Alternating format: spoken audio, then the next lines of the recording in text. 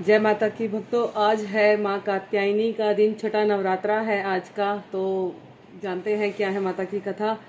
तो ऋषि कात्यायन ने संतान के रूप में माँ भगवती को पाने के लिए कठोर तपस्या की थी। उनकी तपस्या से प्रसन्न होकर माँ ने उनके घर में पुत्री के रूप में जन्म लिया था। उनका नाम कात्यायनी इसीलिए पड़ा था।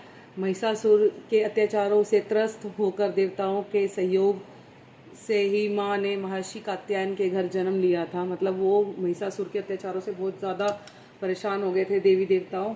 उसी वजह से माता रानी ने कात्यायन ऋषि के घर में बेटी के रूप में जन्म लिया था और फिर महिषासुर का वध करके देवताओं को उससे मुक्ति दिलाई थी।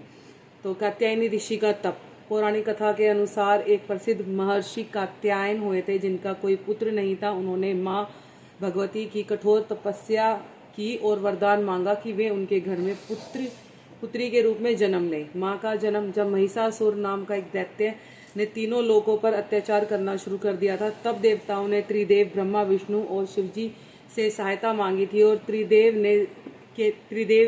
के तेज से ही एक देवी उत्पन्न हुई थी जिन्होंने महर्षि कात्यायन के घर में पुत्री के रूप में जन्म लिया था। नाम का कारण क्योंकि देवी ने महर्षि कात्यायन के घर में जन्म लिया था, इसी वजह से उनका नाम कात्यायनी पड़ा था। महिषासुर वध।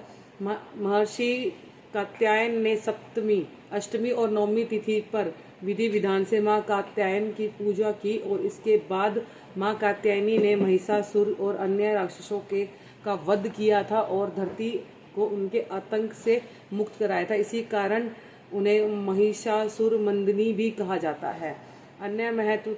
गोपियों द्वारा पूजा। मान्यताओं के अनुसार गोपियों ने भगवान श्री कृष्ण को पति के रूप में पाने के लिए यमुना नदी के तट पर माँ कात्यायनी की पूजा करी थी।